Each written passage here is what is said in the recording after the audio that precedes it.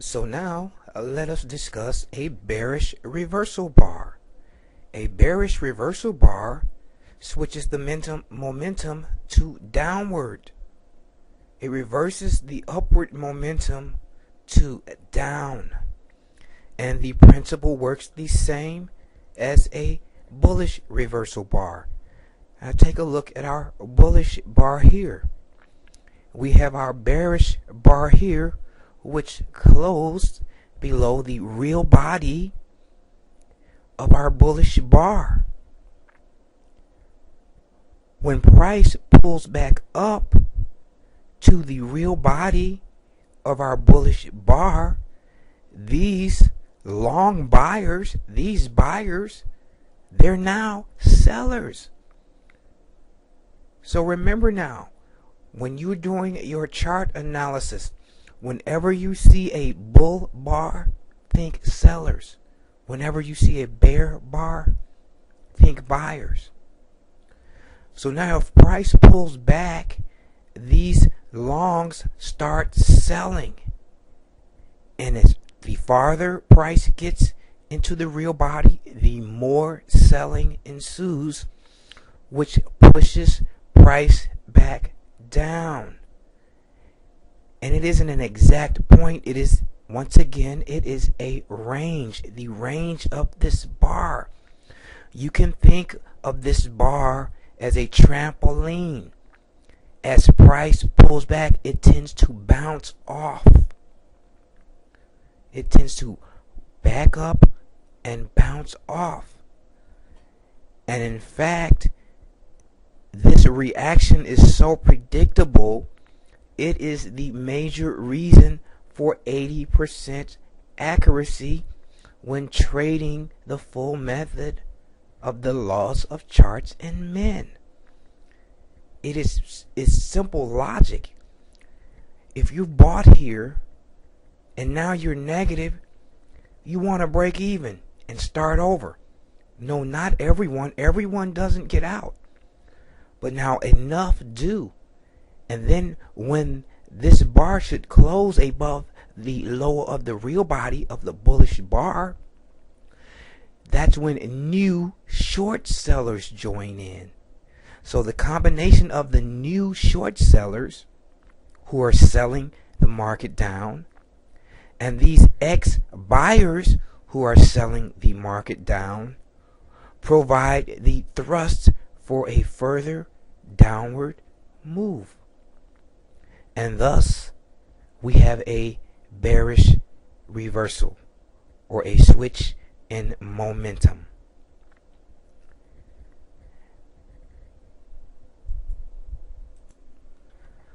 So now, if you sold short here after the close of the bar, this is why you should never enter. You should only make your entry decision after the close of a bar.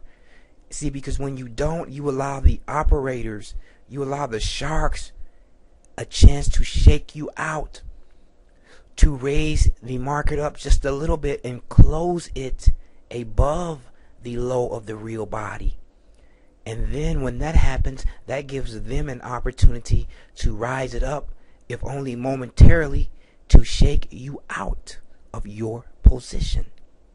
So if you sold short here, you want to place your stop above the range of this bullish bar, above the range of this trampoline, because this provides the range of your potential bounce back down.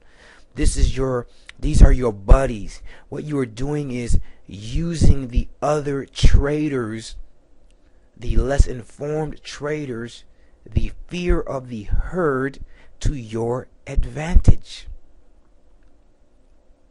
And in actuality, if you're going to go short after the close of this bar, the further up within this bar that you sell short, the better off you are, because the smaller your stop.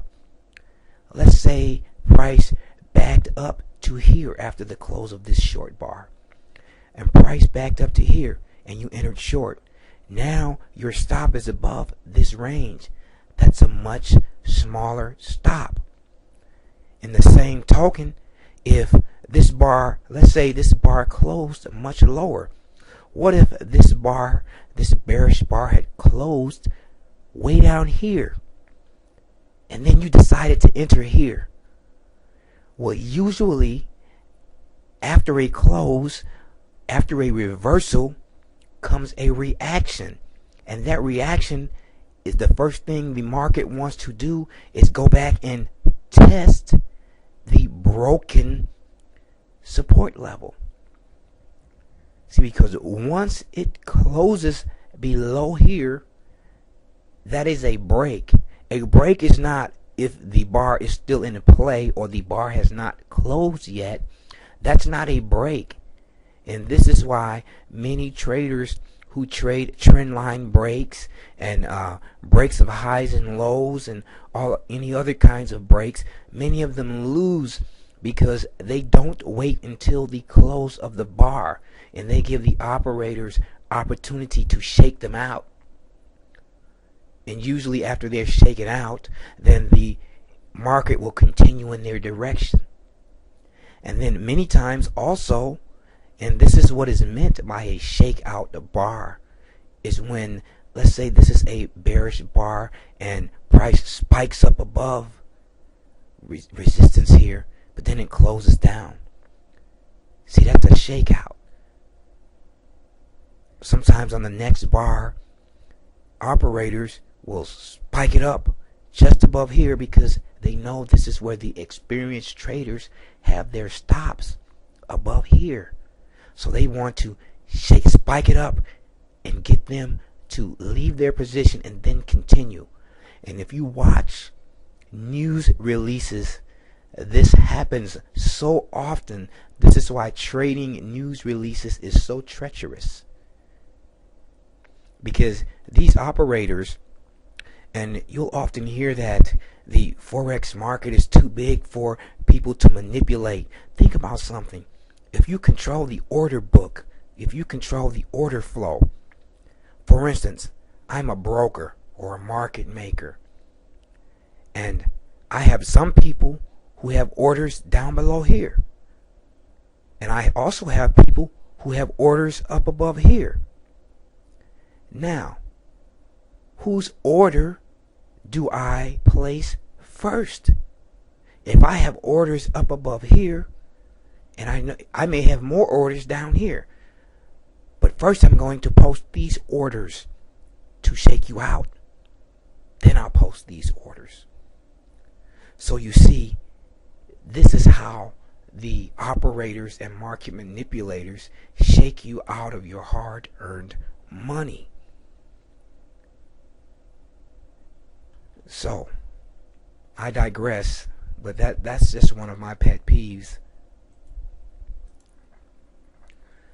So now just remember, never enter a short position unless you have overhead resistance, because this overhead resistance provides support for your short trade. Got it? Okay, next we'll start putting some of these things together, and we'll talk about swings and pivots.